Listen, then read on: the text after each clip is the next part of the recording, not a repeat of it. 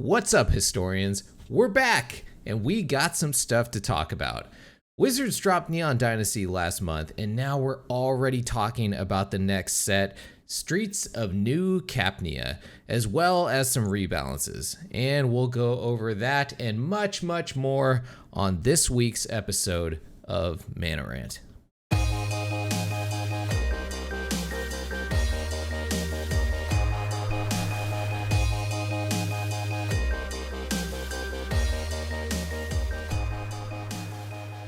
But first, I'm Hoshi, the capricious Capenna commoner, and you are listening to the Mana Rant podcast, where, like always, I'm joined by my ever-increasing in size and decreasing in hair co-host, DrunkenDork. What is up, Hoshi? I'm wearing a hat today because it's embarrassing to me. I don't know what's happening to my body, but I've been working out more often than I think I have in a long time, and I'm still increasing in size. And yeah, the hair is just going away. Now, Drunken, I'm not sure. Are you actually balding more, or is your massive head just becoming like more massive and your hair just isn't keeping up with the growth like of the surface area or something? Do you got any thoughts on this? I don't. I am a freak of nature. Who knows at this point? Your body is a mystery. Yeah, I am waiting for like a scientist and like doctors to start calling me. They just need to watch the podcast and they will see like the growth of my body, in my head. Like they're going to be astonished and amazed. That's true. Maybe we'll get a Netflix documentary out of it or something. Yeah. Anyways, hopefully. Welcome back to the show, and thank you for joining us. We're the Mana Dorks, and this is the Mana Rant podcast, where we talk about everything in Magic the Gathering, but mainly focus on the historic format. Our show segments move through the phases of Magic, and our main phase being our main show topics, and so that's going to be like the Streets of New Capenna, or whatever it's called, spoilers that came out, and also the rebalance / unbanning of Fires of Invention is going to be our main phases, and then we'll have a bunch of other stuff sprinkled in there throughout the phases, and we'll start off with the first phase right now, which is our Untap phase. Untap. And Untap is a quick phase where we untap some drinks that we're going to be enjoying tonight. So, Drunken, what are you untapping? Back to the kegerator, and I have a delicious coffee stout. I got a few really good beers. They're all dark beers in my kegerator right now. Yeah. And ooh man, this is really good and incredibly dangerous. The first night I got it, I drank like 8 of them. You're not supposed to admit that on yeah. No, I mean, I obviously have a problem. Jesus, dude. And holy fuck, dude, I was hung over as shit because they're like 7%. But oh my god, dude, 8 of those will do that then. Yeah, like before my wife, the next day after I woke up, my dogs are, they're saying, yeah, he was fucked up. The next day when I woke up, she's like, holy shit, you were fucking hammered last night. And my God, I need to be careful with this. It's super tasty. So wait, what was it again? It's like a coffee chocolate stout. Ooh, that does sound good. It's really good. I'm also drinking a stout tonight, actually. Oh, yeah, it's from Dewclaw, which is one of my preferred companies, and it is called the Patriarchy, like like the patriarchy, I guess. And it is macchiato milk stout, dude, like a coffee. Oh, yeah, fancy. I know. Woo, you gonna drink it with your pinky up? Pinkies up, boys. Yeah, exactly. So this is great though. Yeah, and Jamie wants to have me save her a sip of this, and that's not happening most likely. So sorry. It's really good. Well. She already knew that, I'm sure. I'm probably, yeah. Well, with that, let's move into our upkeep phase. Upkeep, get ya Upkeep. And Upkeep is our Reddit rant phase, and Reddit rant is where we look to the internet for people ranting, bitching, complaining, and sometimes valid concerns about Magic the Gathering. So this week we are going to Facebook once again. And so here we have Davon Love. Oh man, that's a cool name. That sounds smooth as fuck, dude. All right, well, let's see what Davon Love has to say about these new these new Streets of Capenna spoilers that we got coming out. Dear Wizards, PLS no with the Grixis Triome. Personally, I am not ready to face a plethora of Grixis control decks that make no sense but still manage to win. Sincerely, from a sad Bant player who really misses the archetype, not Fog, and knows he isn't the only one. P.S. My poor asshole. Ouch, ouch, ouch, ouch. Oh. What? Oh, a little twist there at the end. Right, so maybe Devon Love didn't mention that last part. That might have been me messing around, but I'm like looking around. I'm like, where is this? What? So, all right. So what do you think of Devon? What do you think about? Do you think Grixis is gonna be like just a fucking nightmare in the new set that drops? People love Grixis, or I mean, I guess we'll go over the new names going for when we go and spoil the cards. Yeah. I mean, Bant is a control deck too, like traditionally. So yeah. I don't really understand what he's saying. Like, I mean, I play Bant auras, and that's not control, but you can play Bant or Grixis anything. It's just, I definitely think going into this new set, depending on what we get, we'll see it. But having the Tri-lands is nice. I think more than anything, it just opens up 5-color control or 5-color Niv, and I hate that fucking deck, dude. I hate Niv. Yeah. That deck is awful. But I think, Grixis is pretty painful to play against sometimes when they're just like killing and countering like everything that you do, and you're like, all right, do you have a win condition? Like, you're building towards nothing. Like, I need to see something, dude. Like, this is like a painful game where we both just sit there and stare at each other and do nothing for a while. It is fun to play though. I do like playing Grixis as well. But then me too. I'm a degenerate. I like playing all the bad stuff, I guess. So except for Fog, I agree with him. Fog is just awful. Fog is awful to play against. But yeah, agreed. Yeah. Anyways, all right. Well, that was a quick little Reddit rant there, read by our new robot, staff member that we have around here. I like that. Yeah, whose asshole hurts apparently. I don't know. That's pretty weird. Well, if you guys have a Reddit rant that you find out there, send it our way, and maybe our robot will read it for you. And I didn't know robots had assholes. Yeah, it's a. Well, I guess Bender has a shiny ass, so it's true, and he keeps talking about it all the time. See, all the time. You learn something new. We make them in our image, Michael. I didn't know there was a hole to the ass, though. But okay, keep going. Okay, in our image, man, in our image. All right, and with that, we'll move into our draw phase. Let's draw. And draw is just where we're talking about what we've been playing this week in Magic specifically. What have you been playing, Drunken? I am real fucking boring. I love my Bant Auras deck. I've been playing that pretty goddamn consistently. I mostly this footage is actually old. If you're watching, I just put it up just to have a little like visual simulation, so you don't have to look at this ugly increasing skull. Yeah. And anyway, from both of our faces. Yeah, exactly.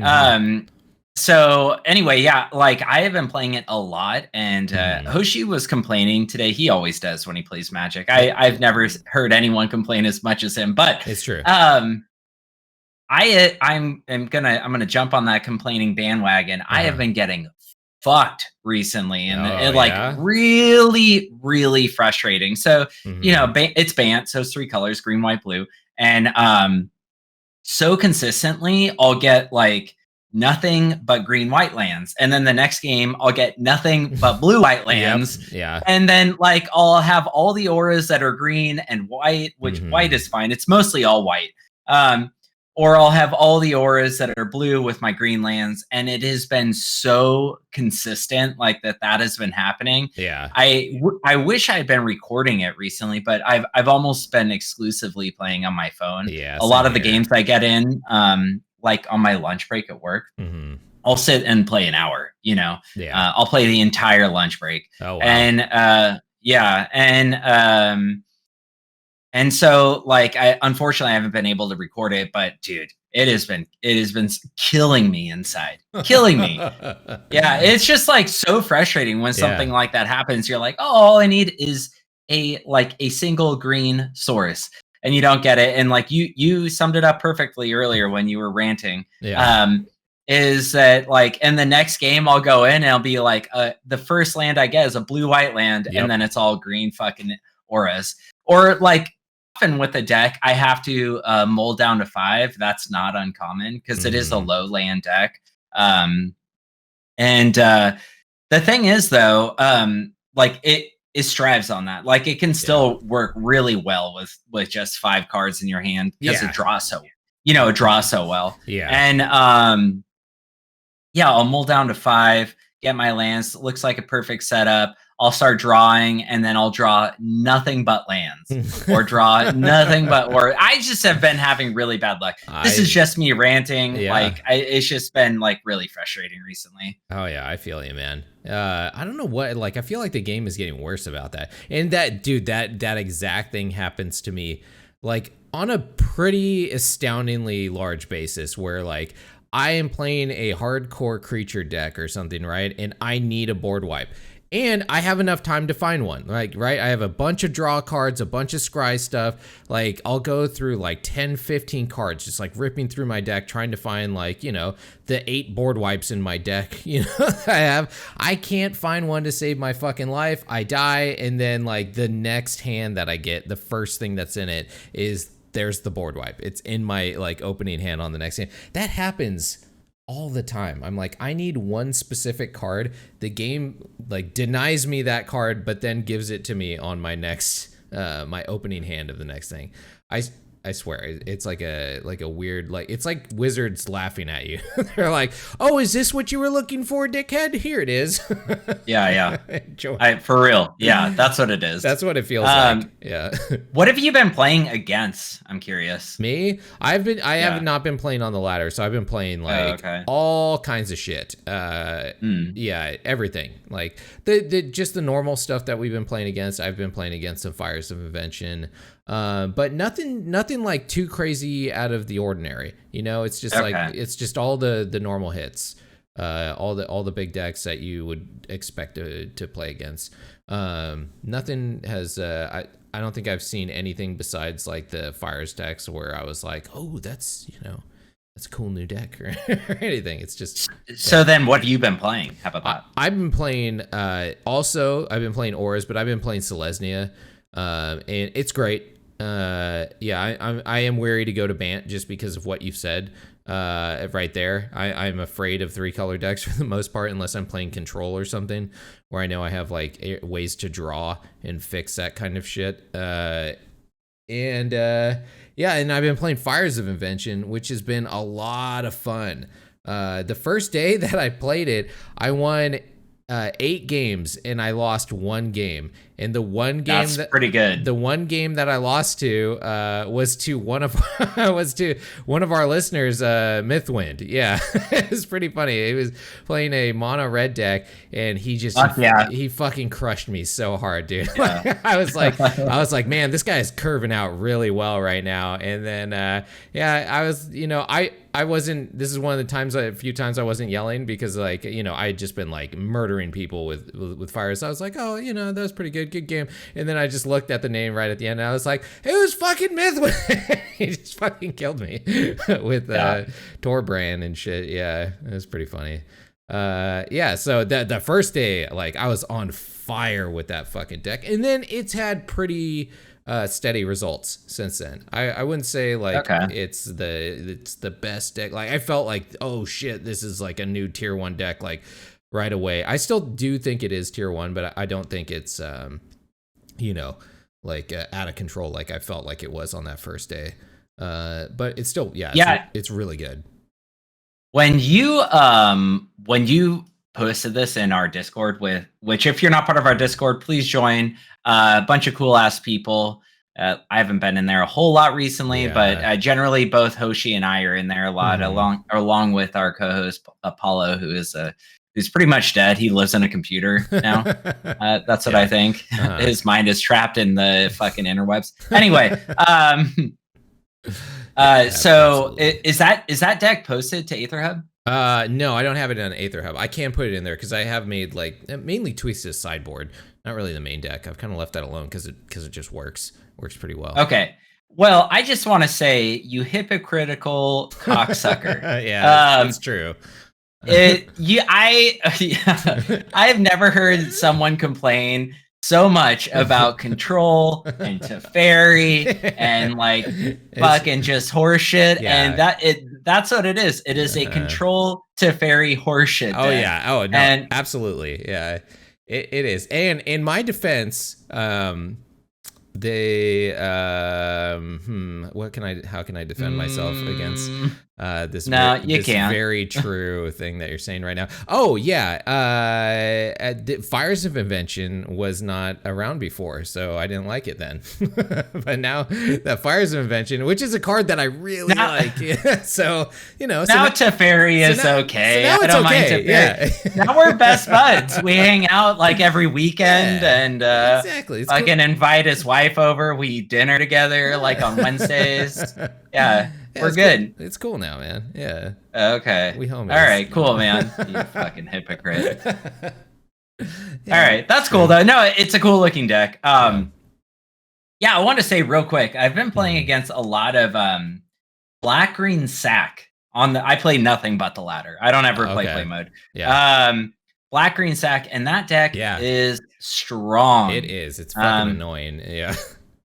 It's so strong that I'm like, okay, I'm going back to enchantment control. And the moment I start playing enchantment control, I'll play 10 games and I will not see black green sack once. Yeah. And then like I'll go back to my aura deck and I'll play 10 games and I'll see black green sack like 6 out of the fucking 10 times. So, There's something there's some weird matchmaking thing that they have going on. They deny it. They deny it on the ladder. They say that they only do it in the play mode, but it's fucking it's bullshit. There absolutely is something going on with like the matchmaking that they do.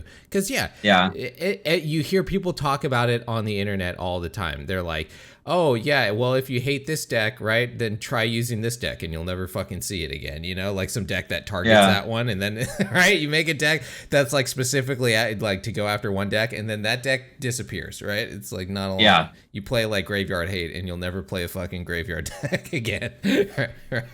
Or you'll play, or like on certain days, that's all you'll play, right? And you're just like, I'm so lucky, right? Because that's the thing.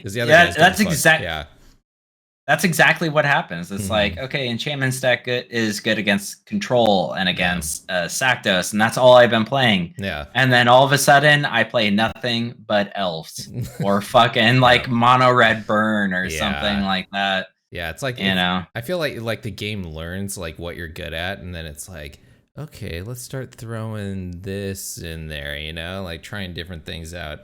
Can't have your win rate to be too high, So, all right, well, that's our little conspiracy theories right there. A lot of rambling on my part. Yeah, for sure. Well, we're not the only ones that are, throwing those around. Maybe if they actually disclosed what their algorithm does, then there wouldn't be so many goddamn conspiracy theories, huh? What's up, Wizards? You're not the NSA, right? You don't have top secret shit. Why? Just disclose what you're doing with your fucking algorithm already. So you can. And then someone significantly smarter can see it and be like, "You're a fucking idiot," and and point it out. Exactly. Just like let the code, or like have somebody review it or some shit. That's something that companies do all the time. But all right. Anyways, well, when you got anything else before we move on to main phase? No, let's do it. Sweet. Yeah. Let's go to main phase 1. Main phase 1. All right, cool. And so in main phase 1, we are going over the new previews that just came out, which is going to be the Streets of New Capenna. And what do you think about this set? Like them just already talking about it. I mean, this shouldn't be a surprise to anybody at this point that immediately after a set drops, they're like, "Hey, get hyped for the next one already. Now that we got your money on this one, we need to get you guys fired up for the next one." So here we go. What do you think? It par for the course, man. Honestly, I'm just used to it now. There was a point in time where like they were releasing, modern stuff, then historic stuff, then legacy stuff. Like it was just like back to back to back, along with you throwing in secret layers every fucking like 5 days. They have a new secret layer. Yeah. And so like at this point, I just think I'm used to it. And I'm excited about this set. So, I kind of want to know more about it. There's definitely some cool looking things in this one. Yeah. They got the whole release dates over here on everything that's coming out for it, which that's kind of neat. I don't think I've seen this before where they're talking about all the, the breakdown of the releases, the story, when all that stuff is coming out.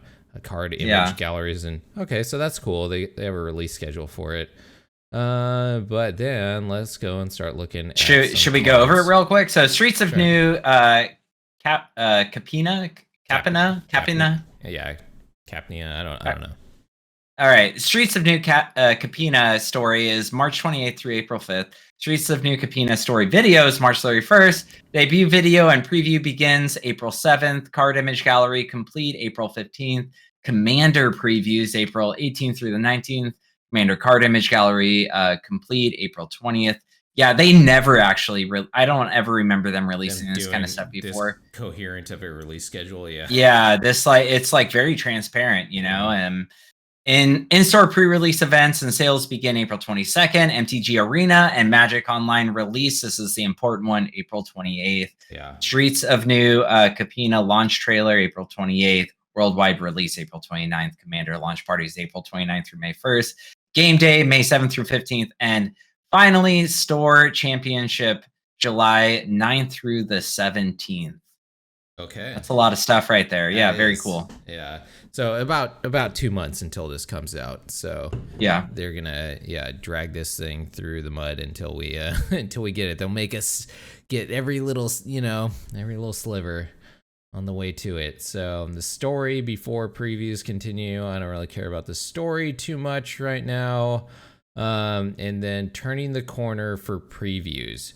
Streets of New Capenna or Capenna, whatever the fuck, offers a glitz at the city filled with power and the grime and corruption that power brings with it. So they got these different, full art land previews, which look pretty cool. The art style is very interesting on this. You were saying it's like Art Deco looking. Because, my wife's an artist, and I went and I asked her. I'm like, "Hey, Mary, what's that? What's that fucking like turn of the century? Like World of Tomorrow art?" And she's like, "What the fuck are you talking about?" I was like, "It has that cool like metal borders," and she's like, "Are you talking about Art Deco?" I was like, "Yeah," and she like pulled up she typed in Art Deco and pulled it up, and like, "Oh yeah, that's it." And she's like, "I have never fucking heard anyone say like World of Tomorrow art," but I don't know.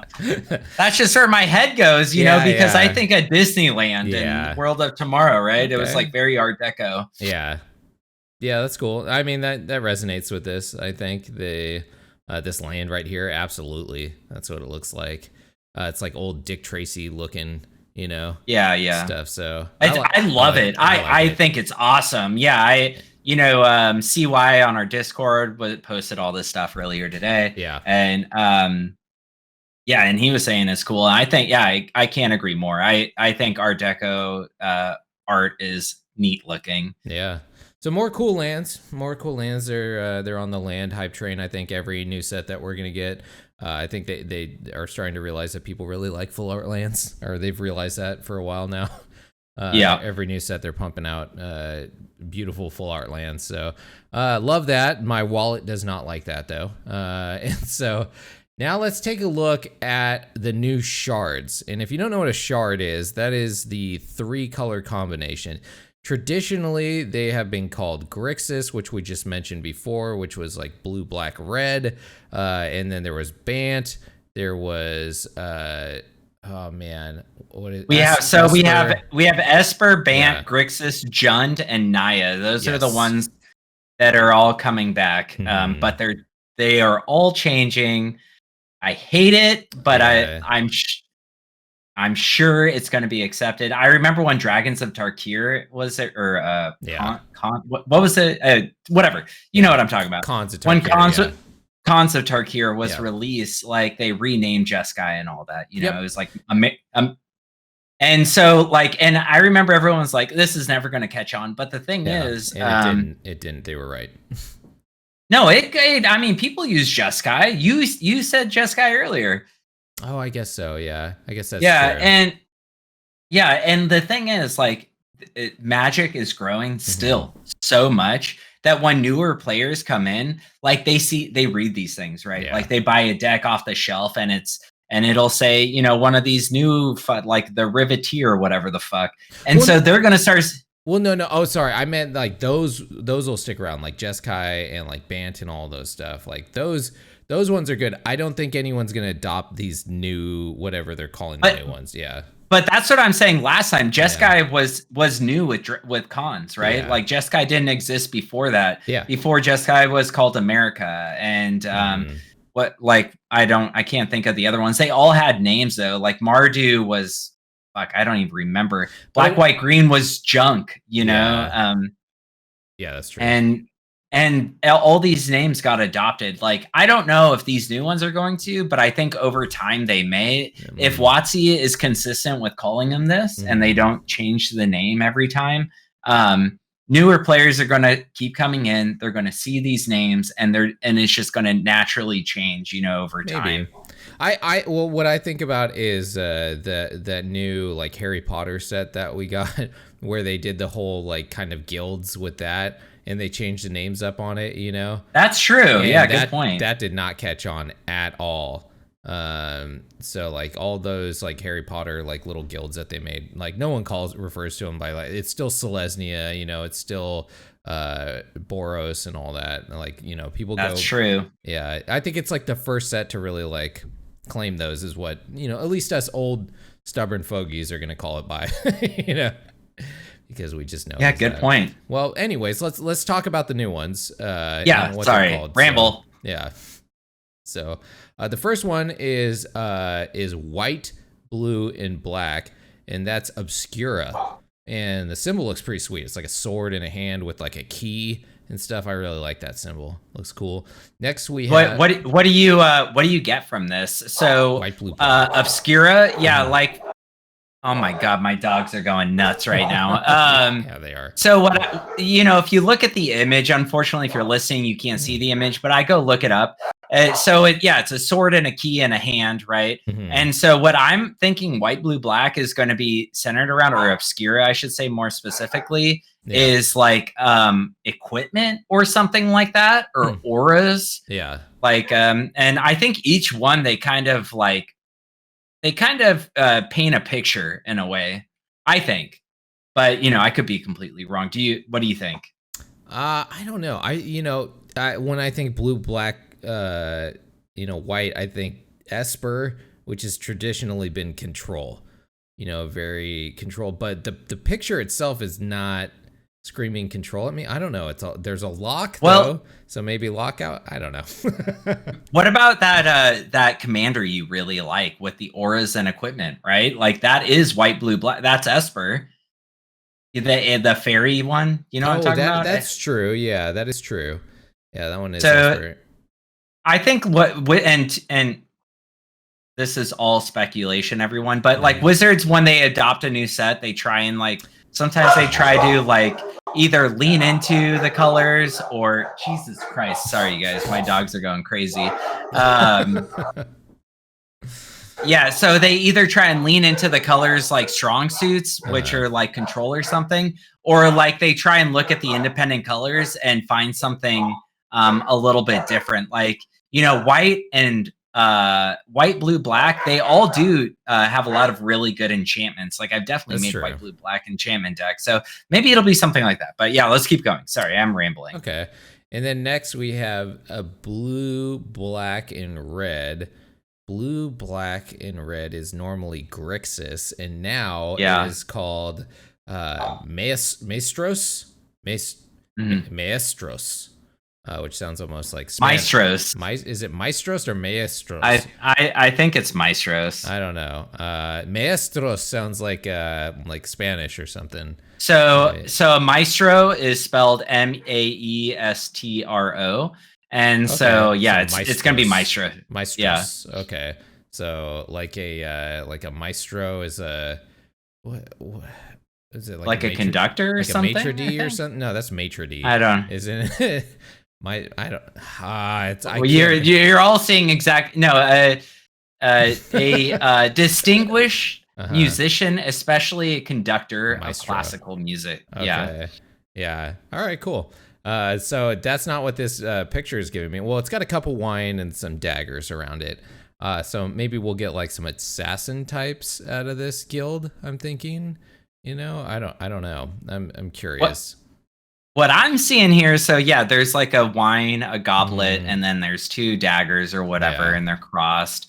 So what I'm seeing is, what you said fits perfect, is some type of like rogue or ninja style, something in that color, but also underbelly type stuff. Yeah. Like when I see a wine glass, I think of fucking like the blood of Christ or something, like some type of what? Yeah, I know. Speculation. Once again, this is my early Catholic days. Okay. And what I'm thinking is like some type of life mitigation thing, which wouldn't be far off for these colors, Sure. Okay. And then next we have black, red, and green, which we refer to as Jund at this point. And now this one is called Riveteers. And so this is a hammer and an anvil, and it's very metal looking. So I'm wondering if we're going to get more equipment out of this, or if not that, artifacts or something is what this symbol is kind of screaming at me here, which is weird to have Jund artifacts, but all right, that sounds cool. I actually think that sounds pretty normal. Jund artifacts, because red and black, they're definitely like artifact colors, and green, sure. I guess. Red for sure. I don't know, but black and green, I don't know. So I could see like maybe some type of recursion artifact thing happening here. Hopefully, that would be awesome. Sounds cool. And then let's look next. We have red, green, and white, which is Naya, that we refer to it as now. But now this is the Cabaretti Guild, and this one looks like some eyes wide shut, like face mask, sex party type. Yeah, for real. Yeah, guild on there. So maybe that's what this is going to be. Maybe Cabaretti is just going to be like some Tom Cruise, like fuck parties with cocaine and stuff going on. I'm gonna say probably not. Okay. No, I don't think that. Yeah. Okay, just my guess. Maybe the art will be obscure enough where it's like subjective based. I guess you could paint a picture anyway, with some art. And what I'm seeing is like kind of like a lion's face thing, and that fits perfect in the red, green, white. This is one of my favorite color shards, Naya. Yeah. I really like it. This is like the enchantment shard, right? When you think enchantments, that this is the one. And I don't know. I have no idea what this is. This is obscure, right? Yeah. Who knows? I'm going with sex party. All right, next. Sex party, I like it. All right. We got green, white, and blue, and this has been referred to as Bant up until this point. And Bant's usually all over the place with like kind of more control and like mid-rangey tones associated with it. And now it's being called brokers, which is fucking weird considering all the other names are Cabaretti, Riveteers, Maestros, and Obscura. And then it's like, and fucking brokers, stockbrokers that we have right here. Our last one. So is that what these guys are going to be? Stockbrokers? I don't know. It looks like a horseshoe with wings. And I don't know. The symbol is not really giving me anything here. What are you thinking on this? So, I mean, when I hear that initially, I think like control, honestly. Like out of all of them, you know, brokers, like they're fucking taxing you or like dealing with, you know what I mean? Sure. So a broker is a person who buys and sells goods or assists for others. So, yeah, I don't know. That's what I am seeing here. No but, so it's like banks. It's like banks. Maybe they'll have stuff like treasure tokens and stuff associated with it. Or like a very taxing things, like maybe, you know, like a 9 lifestyles, death and taxes, or death and taxes type stuff, right? Or they make stuff cost more too. So that's cool. And where'd you go, Drunken? You're Oh, my video just fucking died. Your video cut out. Yeah, it did. Oh well. All right. That'll save the people a little bit of having a look at you. So here we go. Next, we got the new lands, which they referred to as triomes in the last set when we got these 3-color lands. And when we got those, it was great. They'd never done this. They've done 3-color lands before, but these ones have all the land types with them.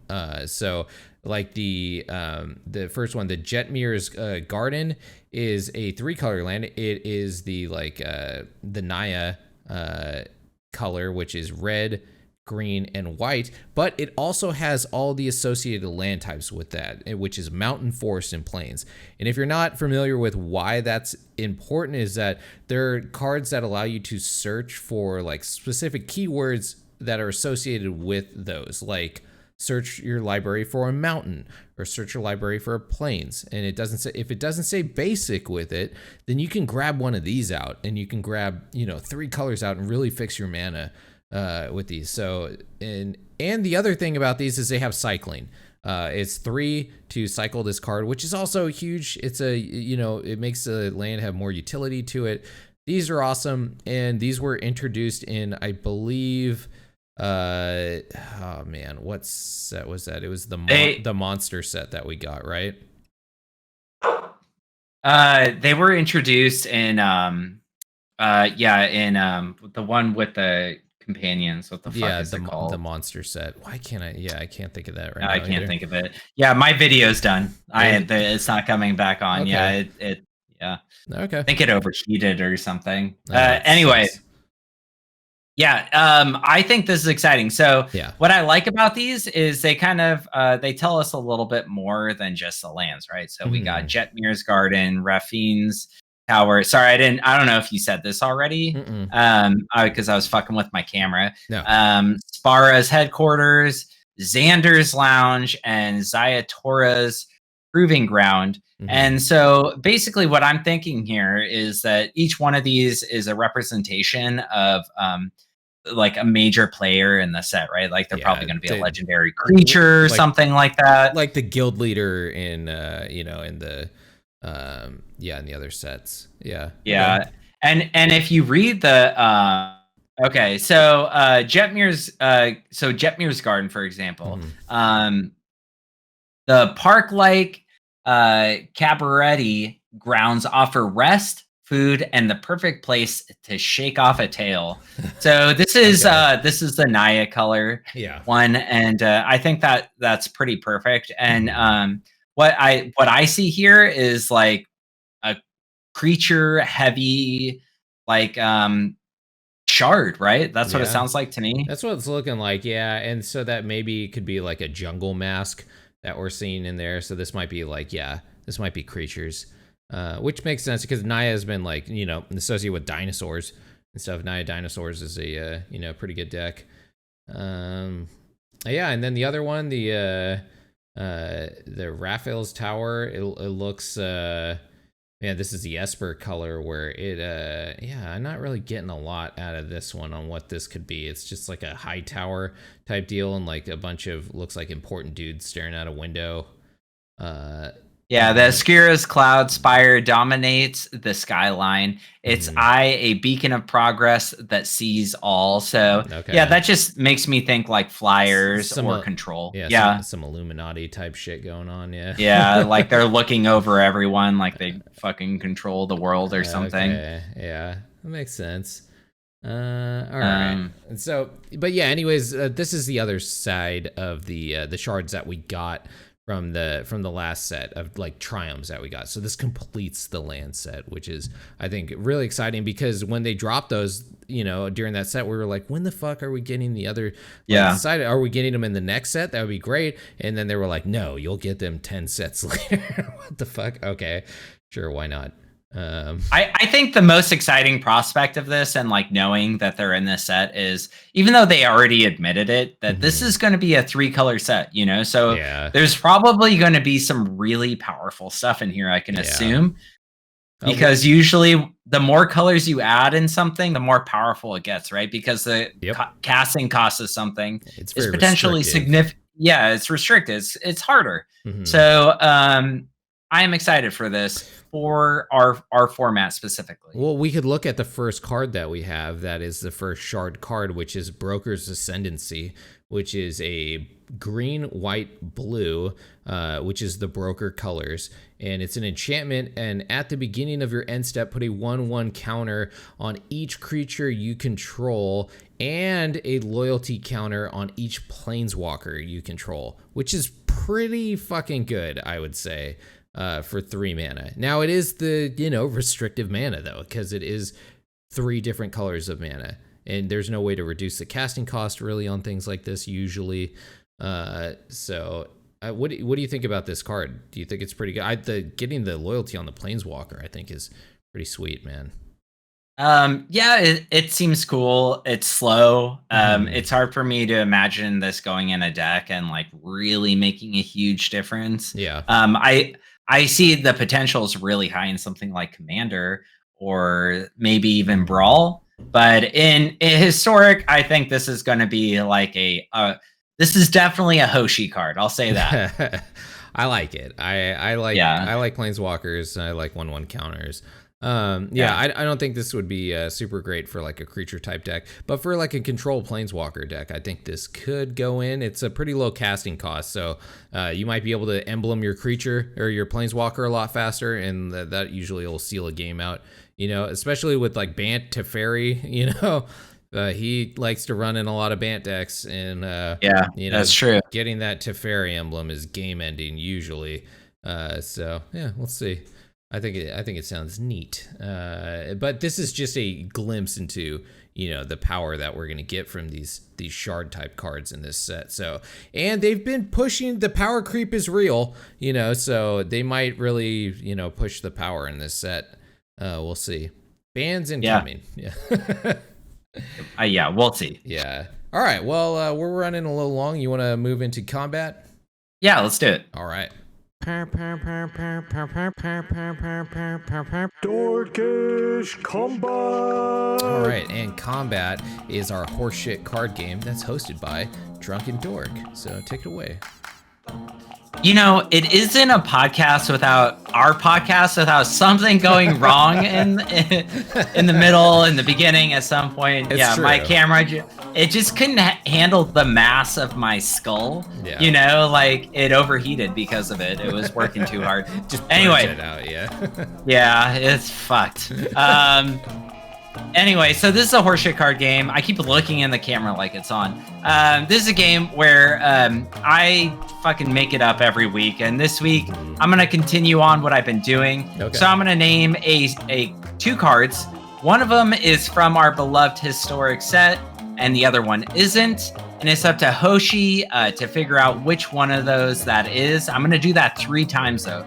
So it's a best out of 3 type of scenario. Are you ready for this, Hoshi? Yeah, man, I'm ready. Okay. And of course, all you play along, go join our Discord. Tell me what you think. And tell me I'm a fucking idiot because these cards are obviously they're too obvious. Okay. All right, so here we go. Yeah. The first one's gonna be the first two are gonna be Explorer's Scope. For 1 colorless mana, there's artifact equipment. It says whenever equipped creature attacks, look at the top card of your library. If it's a land card, you may put it into the battlefield tap, and it has equip 1. Okay. The next one is Spare Dagger. It is also 1 colorless mana. It is an artifact equipment. It says equipped creature gets +1/+0 and has whenever this creature attacks, you may sacrifice Spare Dagger. When you do, this creature deals 1 damage to any target, and it also has equip 1. Okay. What do you think? So it's which one is not in historic? Right? Yeah. Okay. I think it's the first one on this one. Okay, first one. Yeah. All right. The next one's going to be Amorphous Axe for 2 colorless mana. It's an artifact equipment. It says equipped creature gets +3/+0 and is every creature type, and it has equip 3. The next one is Armory of Iroas for 2 colorless mana. It says whenever equipped creature attacks, put a +1/+1 counter on it. It has equip 2. Ooh. Iroas is from he's from the Greek set, which I don't know if they even showed him. I know they had a champion of Iroas. I'm gonna go with that one because it feels like they left him out of the last set that we had from the Greek god set. So yeah, I'm gonna go with that second one. Okay. And then finally, we have Veteran Sidearm for 2 colorless mana. It's an artifact equipment. It says equipped creature gets +1/+1, and it has equip 1. Or Bronze Sword. It is 1 colorless mana for an artifact equipment. It says equipped creature gets +2/+0, and it has equip 3. Oh man, those are bad. I don't know. Yeah. I guess I'll go with the first one. I don't know. It's not in? Yeah, I'll go with the first one. Okay.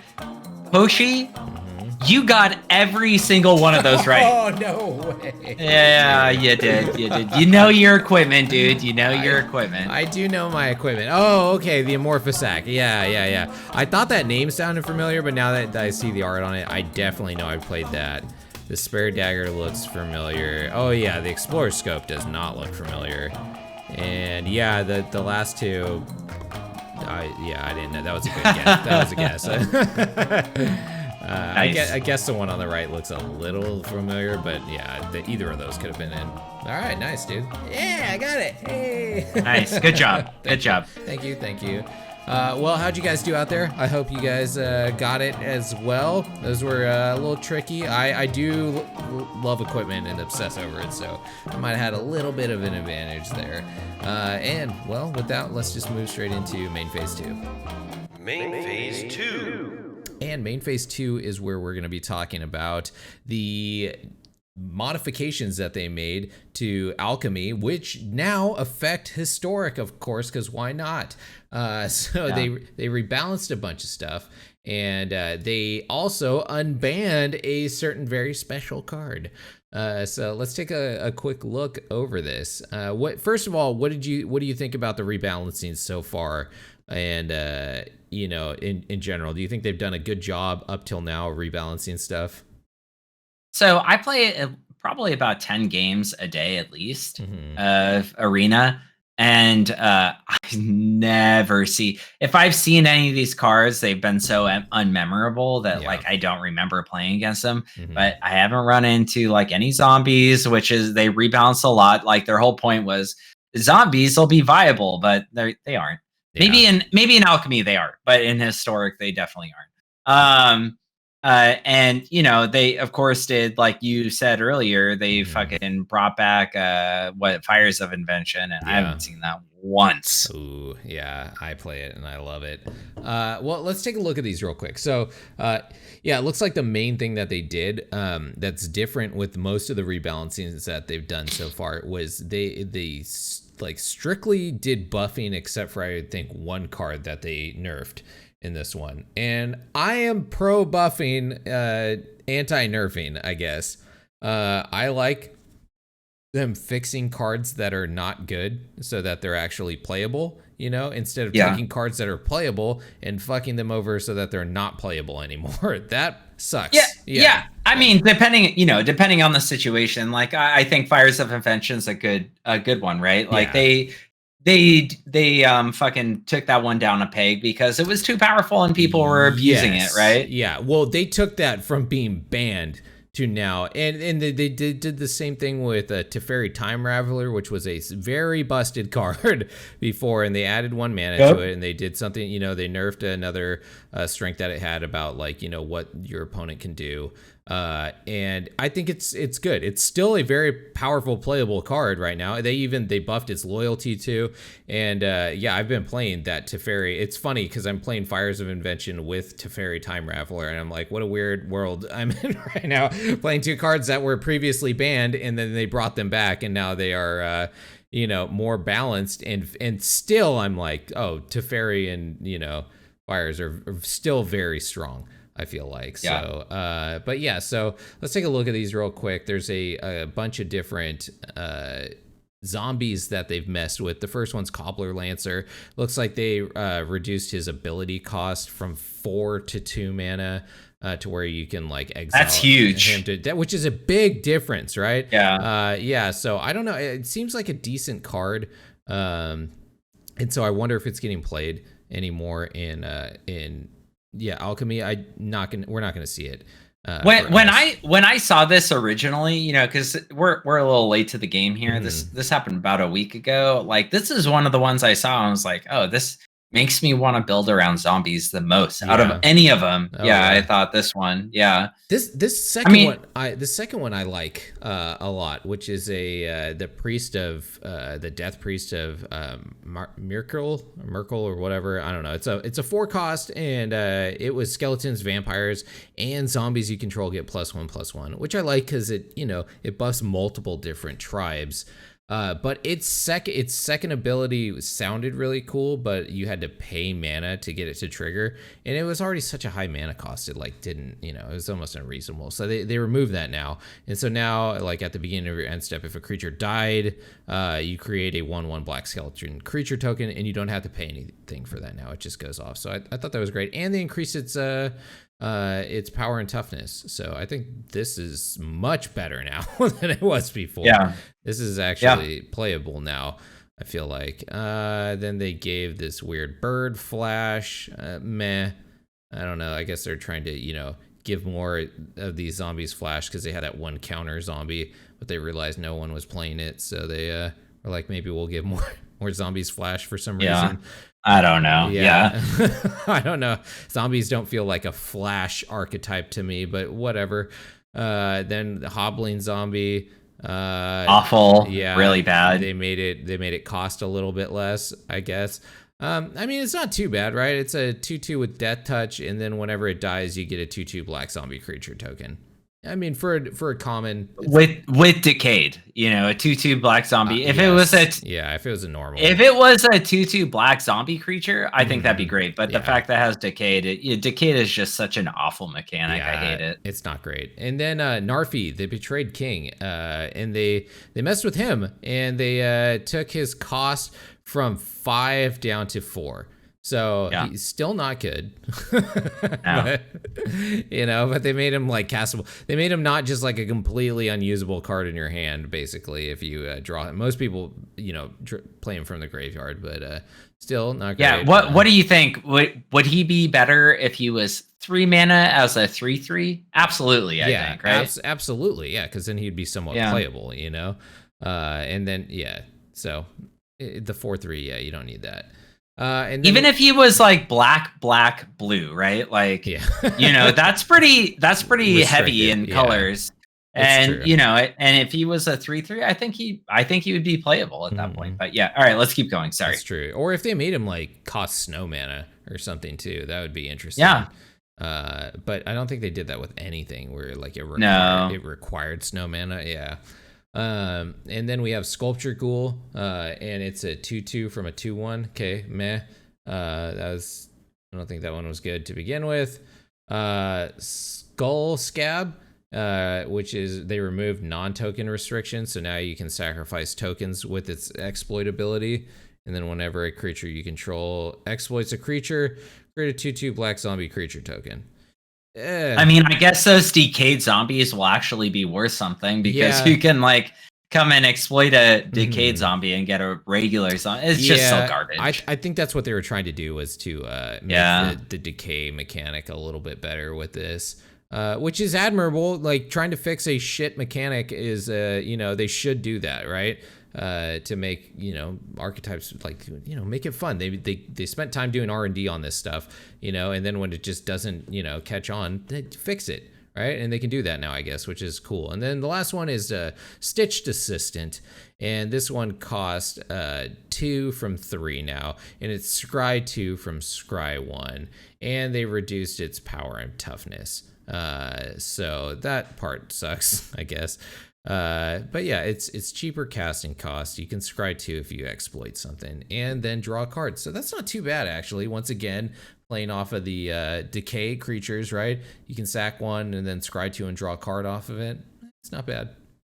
Sure. Yeah, it's whatever. Sure, whatever. Yeah. So and then they mess with all run. I remember you were pretty high on this card when they announced it. I don't think so. No, it wasn't this one. Oh, I thought it was this one. No, I don't think so. Okay. Yeah, no, it's garbage. It went from garbage to garbage. Yeah, it went from garbage to not much better than garbage. And then we have Cosmos Charger. This one I was high on. This one I did think had potential because it gave foretell cards flash, and like, so that you can foretell stuff on your opponent's turn, which I think is strong to be able to do that.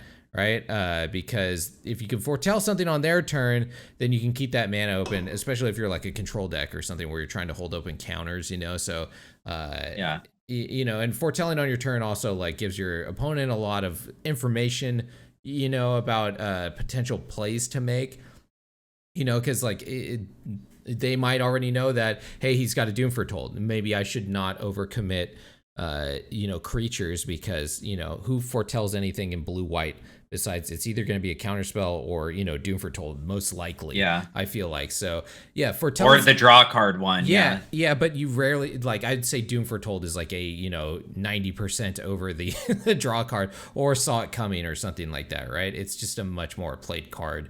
And so, like, waiting to do it on their turn is huge. It's way better. And so Cosmos Charger, it was 4 mana for it, so it was basically unplayable. It's too much. It was way too much mana for this thing, and they reduced it to a 3 cost now. So it went from I still think this is bad.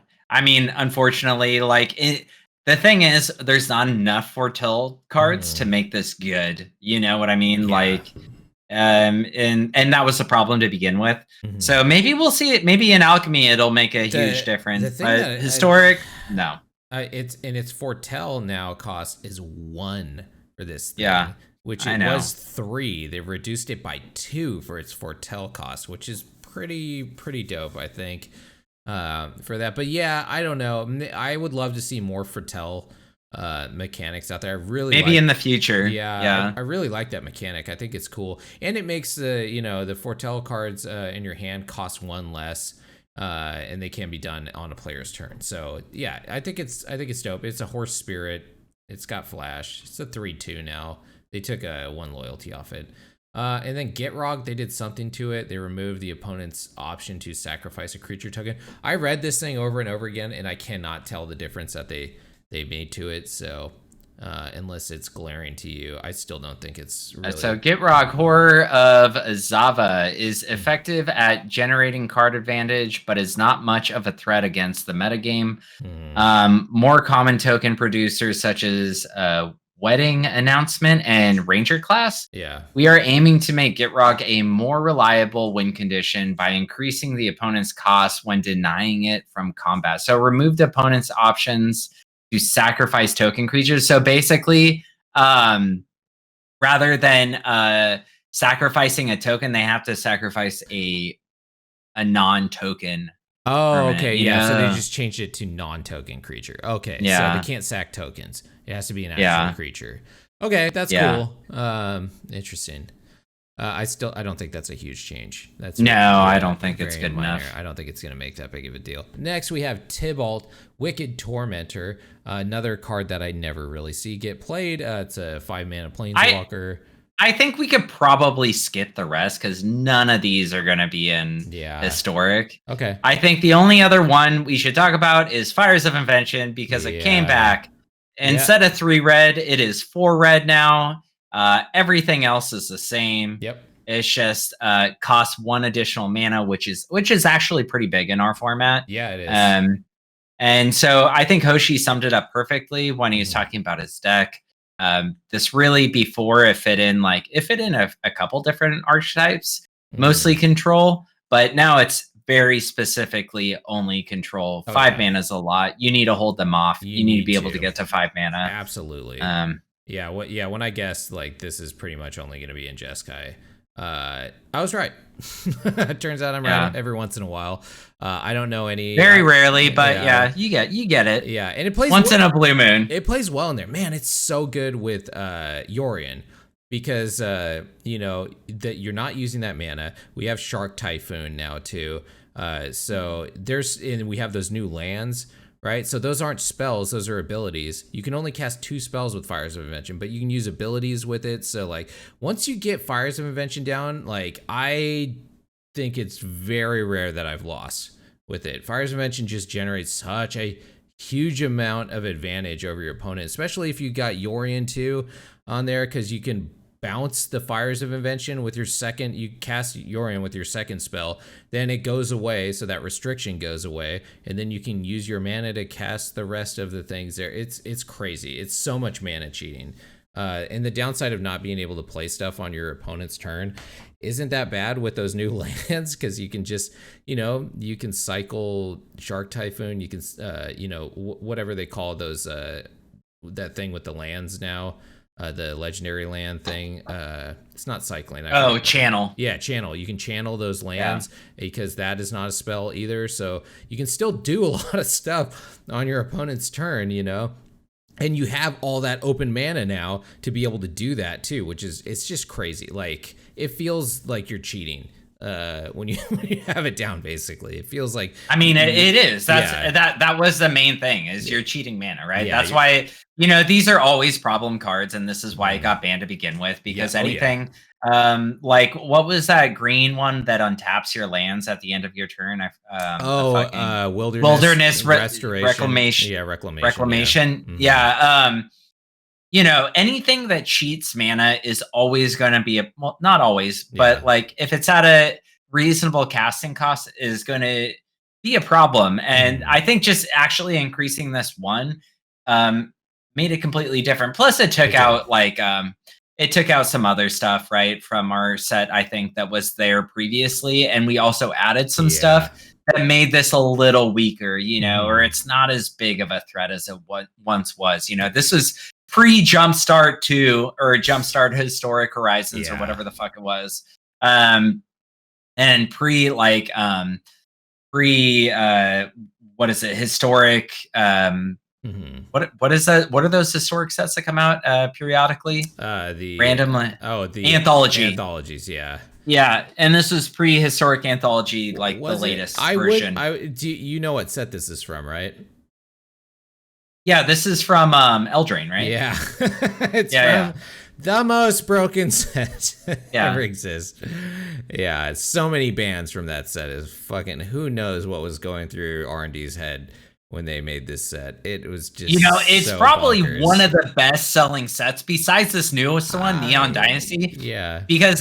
Because those lands are so fucking hot on Neon Dynasty. I think that's probably going to be one of the best sold sets, but the power level of Eldraine was really high, so it made it an incredibly well-selling set. And the lands were good. They had the castles in Eldraine as well, and those are, I still use those. Those are fucking great. It's so much stuff. And this set is fucking mind-boggling. Oh man.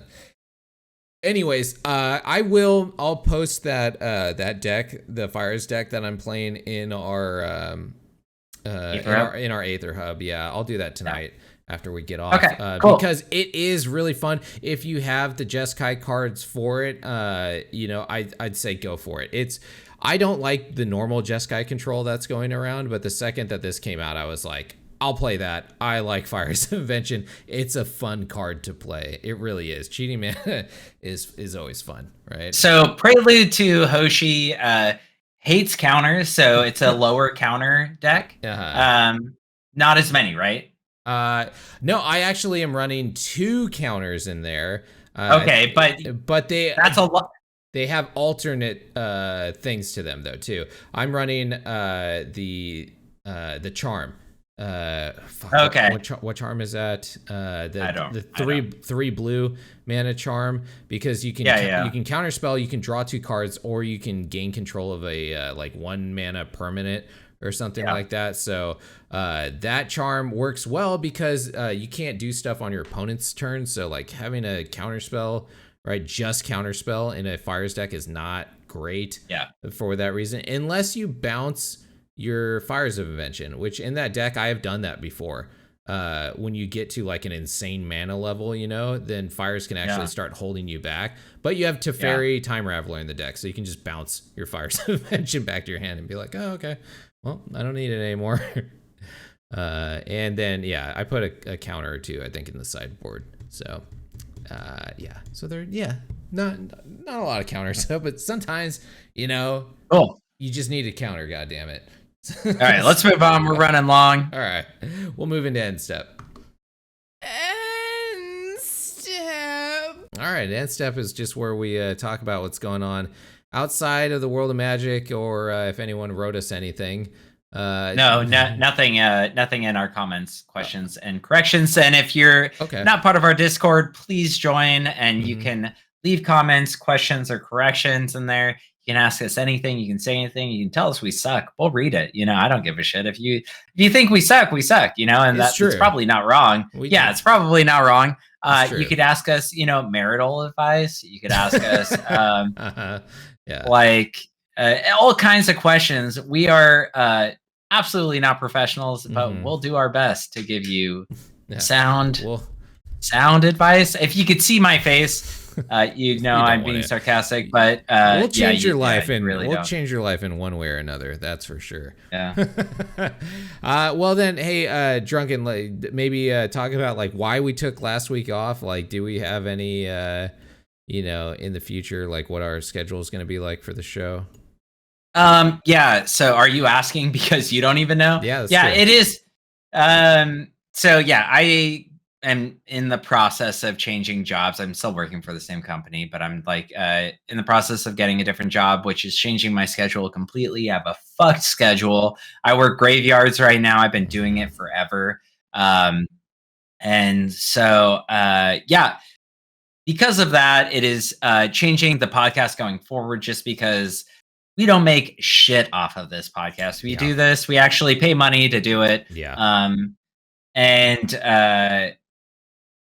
Like I have to make money to live, and our schedules just don't line up because of it. So now we're doing this every other week, which I think it's better. I felt great last week taking a week off, because sometimes this does kind of feel like work. It gets tiresome. And not only that, but it makes the content a little bit better, because like we ramble a lot. Obviously, we've been rambling a lot this podcast, and even this podcast, we're like, what the fuck are we going to talk about? We'll just talk about shards and shit and speculation, like just bullshit, right? That's kind of ultimately what this podcast is. It's a Magic the Gathering bullshit podcast. And it's just like our very unprofessional opinions and stuff like that. And the few people that listen to it like that, they know. So our audience knows who we are. And so, but now going forward, we're just going to be doing this every other week. And it'll probably generally be on Thursdays or Fridays, just depending on what my schedule looks like, because I don't even know what my schedule is right now. My boss told me one thing, but like our program that we use at work says something different. So I'm still trying to understand all of that stuff. All right, man. Yeah, sounds good. Yeah, I mean, every other week is fine, and if something changes, we'll let you guys know when we know. So, with that, then let's move into our cleanup phase. Cleanup. And cleanup is our social media promo phase, where we just go over the different ways that you can, get a hold of us or watch this content. And so we put this on YouTube, and then we have the Discord. The link will be down in the description for that. We do this live on Twitch, and then we also will be putting this out on all of the podcast media out there. We also have an Aether Hub account to where we place our decks on. So if any decks that we talked about in today's show, you wanted to grab those and try those out, those will be on our Aether Hub. And so with that, let's move into our final stage of the show, which is our discard phase. Discard phase. Drink 'em up, boys. And discard is where we finish the drinks that we've been drinking. We have no way of proving that Drunken is going to drink. Oh, yeah. Am I drinking this week or am I not? I mean, I think you could generally know that I'm going to be drinking. Yeah. That's just going to be happening. That's true. Yeah. you know what I just finally realized? That the arrow, maybe this is just where my head's always at. The arrow kind of looks like a schlong on our symbol, or kind of looks like a wiener a little bit, Yeah.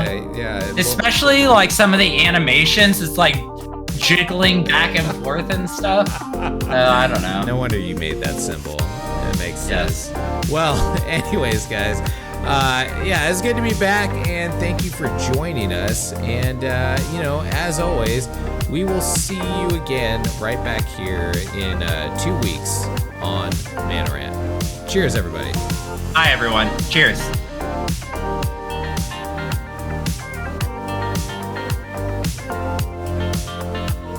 Whew, man. Macchiato milk stout. Oh, that is a winner. fancy. I didn't see your pinky up once. Oh, all right. Damn it, I'm not fancy. Is style points taken away, all right? Fuck. You remember that drinking game that we used to play, the card game? What was it, King's Cup? Where you had to make a rule. And that was like the first rule that everybody made. Was like, the pinky? You have to drink with your pinky. Yeah. That shit was fun though, because we do like little dance moves. You'd be like, every time, it was like Simon Says, every time before you drink, you have to like shake your head back and forth 3 times, and then like fucking jump up and down, and then take a drink or something. Good times. Good times. What happened? Yeah. What happened? We got old and decrepit, and we can't drink every day of the week. And my skull. Well, I mean, speak for yourself. But